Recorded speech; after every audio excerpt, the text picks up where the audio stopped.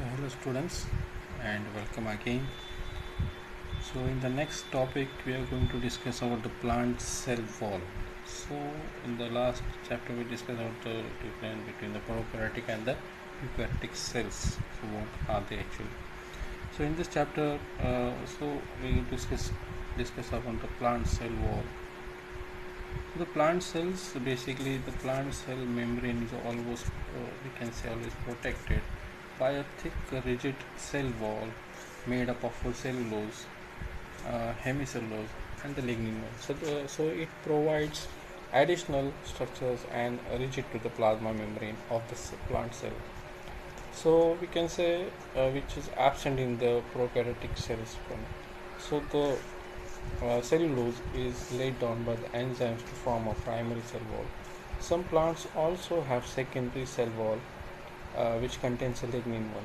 So the cell walls acts as a filtering mechanisms of a plant cell, we can say. So this cell wall of epidermis and endodermis contains we can say summary. Okay, so the cell wall also shows the presence of some enzymes like hydrolysis, esterases, then peroxidases, and transglycolysis. So it sometimes also contains some minerals or we can say elements.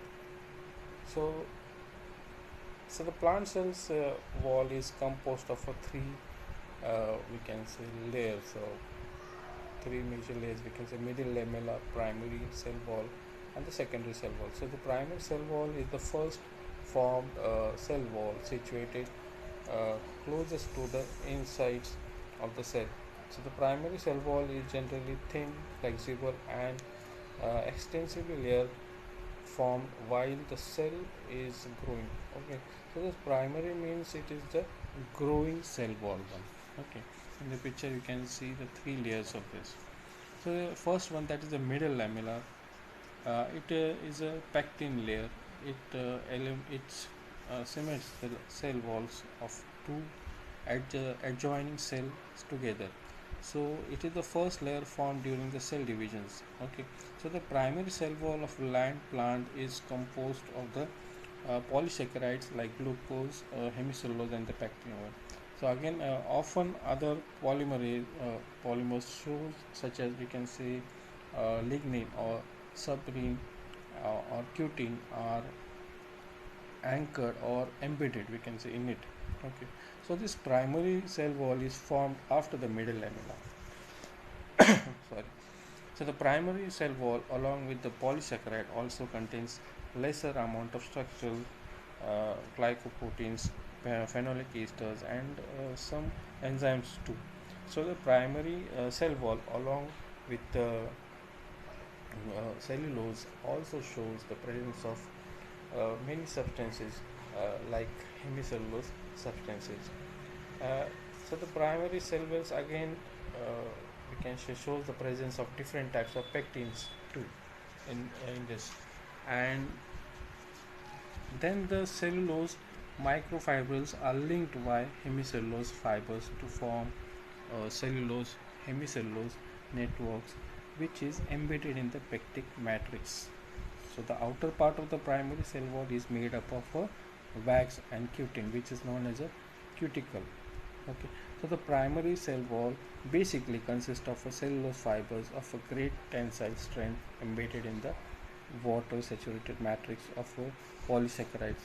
Okay, and structure glycoproteins. So the cellulose consists of several thousands of glucose molecules linked end to end in this. Okay, so the primary cell wall also shows the presence of matrix we can say the polysaccharides. So these are two types we can say hemicellulose and the pectic polysaccharides or pectins we can say. So both are synthesized in the Golgi bodies and brought to the cell surface and secreted in the cell wall. So protein again we can say which is very small amount of proteins are present in the primary cell wall but performs many functions. Okay, uh, so these are the three parts we can say of layers of primary cell walls. Now next, that is the structure and the functions of primary cell walls.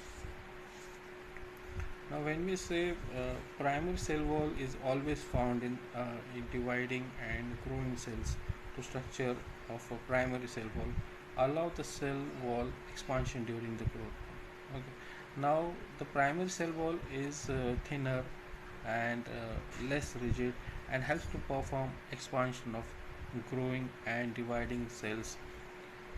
So it fully grown plants, we can say a fully grown plants usually retain its primary cell walls. So in this structural and mechanical support is being provided as we discuss about the function part. So it maintains and determines the cell shape also. Next, when we say, discuss, that is it resists an internal torture pressure of the cells, and again we can say that it controls the rate and direction of the growth of the particular plant cell. Ultimately it is responsible for the plant architecture and its formation. Again it regulates diffusion and material through the apoplast one. Okay. Then the carbohydrate storage in that walls of a seeds may be metabolized. Again, it protects against pathogens, dehydrations, and other environmental factors. Okay, and the source of biological activities, it helps in the signaling molecules also, and it also helps in the cell-to-cell interactions. Okay, so these are the basic, we can say, functions of the primary cell walls. Okay. So, thank you very much.